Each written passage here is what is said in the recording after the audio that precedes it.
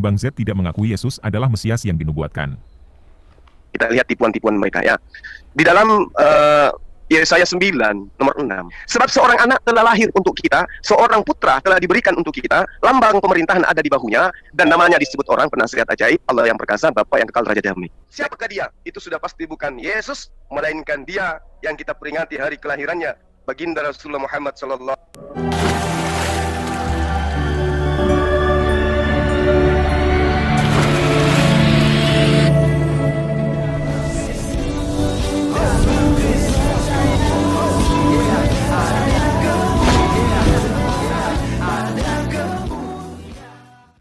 Salam Alechem Bisem Yeshua HaMashiach. Salam damai sejahtera di dalam nama Tuhan Yesus Kristus untuk kita semua. Pada video kali ini teman-teman sekalian, kita akan membahas mengenai Ustadz Juma yang mengklaim Yesaya pasal 9 ayatnya yang ke-6 itu sebagai nubuatan atau tentang ramalan kedatangan Nabi Muhammad, nabinya gitu ya. Pertama dulu kemarin mereka pernah klaim Yesaya 29 ayat 12 tentang bangsa yang buta. Itu juga mereka katakan bahwa itu Nabi Muhammad, karena Nabi Muhammad buta huruf. Walaupun pada hakikatnya Kiai Buya Sakur menolak Nabi yang buta huruf, ya, tidak percaya dia kalau Muhammad itu buta huruf. Dan kemudian ada juga Ustadz Gondrong, ya, Subandi kalau nggak salah ya, Ustaz Subandi juga katanya menolak Nabi yang buta huruf, ya. Muhammad bukan Nabi buta huruf kata mereka. Tapi mereka mencocomologikan Yesaya 29 ayat 12 itu sebagai nubuatan Nabi Muhammad. Dan Ustaz Juma kali ini mengutip Yesaya 9 ayat 6 sebagai nubuatan kepada Muhammad. Oke, sekarang kita dengarkan dulu apa yang disampaikan oleh Ustaz Juma berikut ini.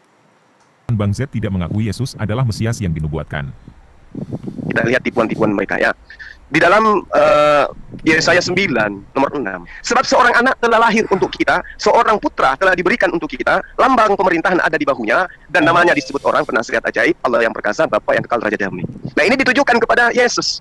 Padahal kalau kita melihat lambang pemerintahan ada di bahunya, coba kita tanya, pemerintahan apa yang dipimpin oleh Yesus sampai di bahunya itu ada lambang pemerintahan? Ini pembodohan namanya.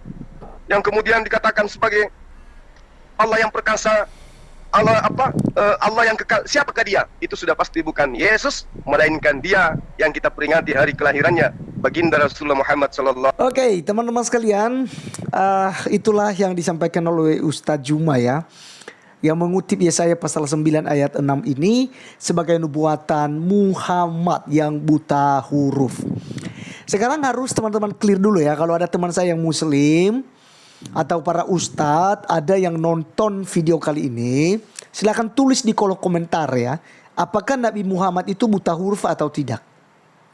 Itu harus clear dulu, karena di kalangan ustadz itu ada selisih paham gitu ya, ketidakcocokan. Yang satu bilang buta huruf, yang satu bilang oh tidak buta huruf gitu ya, dan punya dalil ya, punya argumen masing-masing. Jadi teman-teman silakan dulu tentukan nabimu yang mana, buta huruf atau normal, tidak buta huruf gitu. Bisa baca, bisa menulis gitu. Oke. Sekarang teman-teman kita akan melihat Yesaya pasal yang ke-9 ayat 6 ini seperti yang sudah bacakan. Karena perikop ini itu kelahiran Raja Damai. Ini dinubuatkan tentang kelahiran Raja Damai.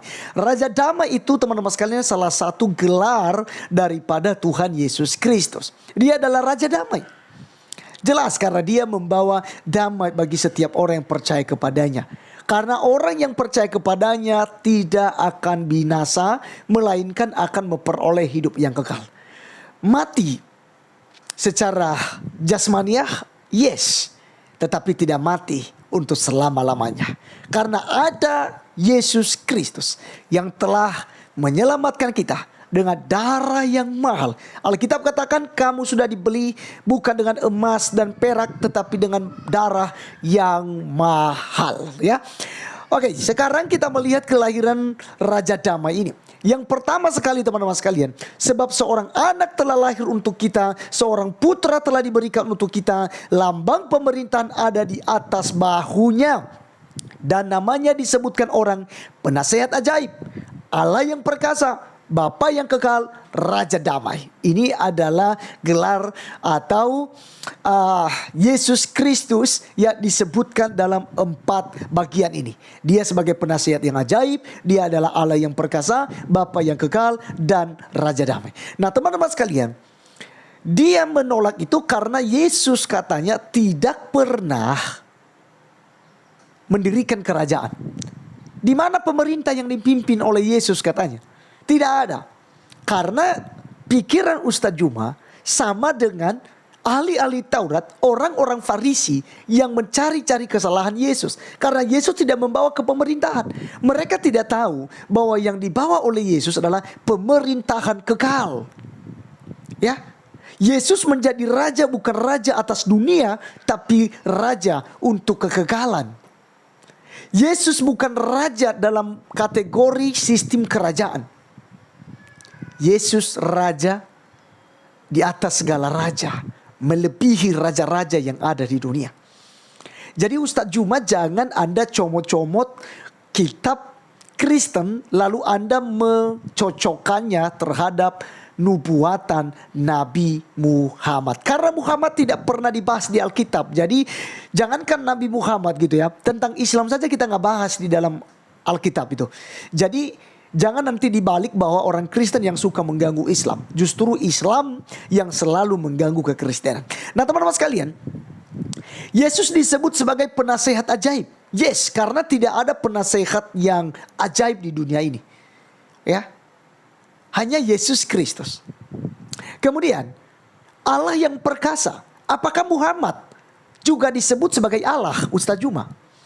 Apakah Muhammad Allah gitu ya?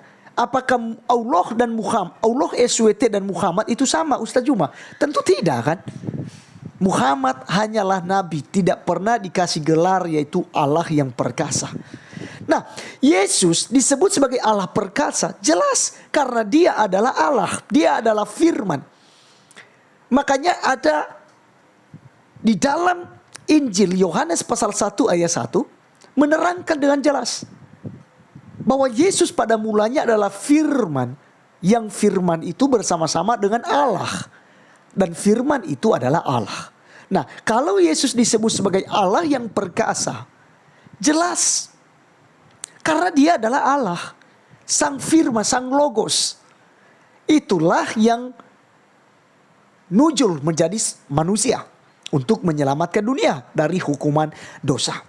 Jadi gelar Allah yang perkasa itu diberikan kepada Mesias yang adalah Tuhan Yesus Kristus. Karena di dalam Yesus ada kepenuhan kealahan di dalamnya. Makanya dalam Kolose 2 ayat 9 berkata, sebab dalam dialah berdiam secara jasmaniah seluruh kepenuhan kealahan. Kemudian dikokohkan lagi dalam Yohanes 1 ayatnya yang ke-14. Firman itu telah menjadi manusia dan diam di antara kita, dan kita telah melihat kemuliaannya, yaitu kemuliaan yang diberikan kepadanya sebagai anak tunggal Bapa, penuh kasih karunia dan kebenaran. Jadi teman-teman sekalian, Allah perkasa tidak pernah diberikan kepada nabi-nabi lain, tetapi ini ditunjukkan, diarahkan kepada Tuhan Yesus Kristus sebagai juru selamat dunia. Kemudian teman-teman sekalian, mengenai Bapa yang kekal. Ya, Bapa yang kekal karena Muhammad tidak pernah dipanggil sebagai Bapa. Bapa segala orang percaya, tidak gitu ya. Hanya Yesus Kristus. Yesus katakan aku dan Bapa adalah satu. Dalam Yohanes 10 ayat 30. Dan Yesus juga sering berkata, barang siapa yang sudah melihat aku, ia sudah melihat Bapa yang di sorga yang mengutus aku. Mengapa Yesus disebut sebagai utusan? Karena dia keluar, diutus oleh Bapa mengambil rupa seorang manusia. Dia adalah suara Allah itu sendiri nujul menjadi manusia.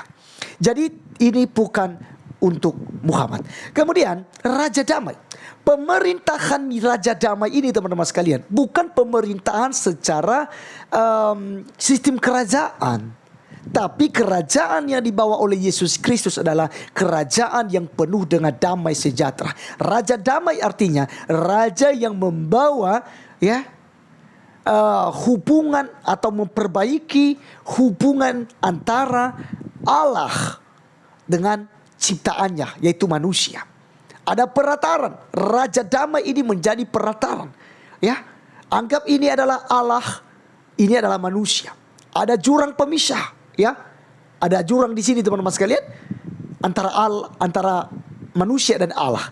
Maka harus ada perataran, yaitu Raja Damai. Raja Damai itulah yang mati di atas kayu salib. Itulah fungsinya salib. Ada salib di dalam sini untuk menghubungkan antara manusia dengan Allah tadi. Karena di kanan tadi ada Allah di sini, ada manusia di sini, ada salib, maka dia membangun kembali hubungan atau relasi antara manusia dan Allah. Itu disebut sebagai Raja Damai, dan kerajaannya itu kerajaan yang kekal untuk selama-lamanya. Jadi teman-teman sekalian, Yesaya pasal 9 ayat 6 bukan untuk Muhammad. Jadi stop untuk mengutip ayat Alkitab lalu Anda mencocomologikannya kepada Nabi Anda. Karena tentu saja nantinya Anda sendiri yang akan malu. Ya. Jadi teman-teman sekalian, biarlah video kali ini boleh menambah wawasan buat kita. Dan sampai ketemu di video berikutnya. Tuhan Yesus memberkati. Salam.